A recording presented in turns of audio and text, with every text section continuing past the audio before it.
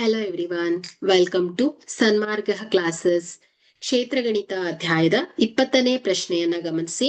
ಆಯತ ಘನದ ಉದ್ದ ಎಲ್, ಅಗಲ ಬಿ ಮತ್ತು ಎತ್ತರ ಎಚ್ ಆಗಿದ್ದಾಗ ಅದರ ಪೂರ್ಣ ಮೇಲ್ಮೈ ವಿಸ್ತೀರ್ಣವನ್ನ ಕಂಡುಹಿಡಿಯುವ ಸೂತ್ರ ಬರೆಯಿರಿ. ಸೊ ಇಲ್ಲಿ ಒಂದು ಆಯತ ಘನದಲ್ಲಿ ಒಟ್ಟು ಮೇಲ್ಮೈ ವಿಸ್ತೀರ್ಣವನ್ನ ಅಂದ್ರೆ ಪೂರ್ಣ ಮೇಲ್ಮೈ ವಿಸ್ತೀರ್ಣವನ್ನ ಹೇಳ್ಬೇಕು ಅಂದ್ರೆ ಸೊ ಇಲ್ಲಿ 6 ಮುಖಗಳ ವಿಸ್ತೀರ್ಣಗಳ ಮೊತ್ತ ಆಗತ್ತೆ.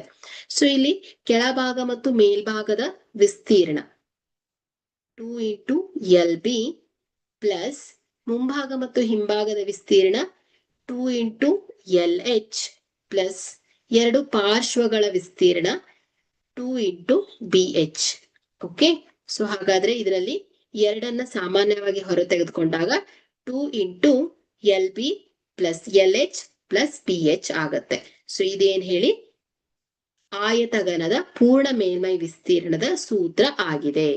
Thank you.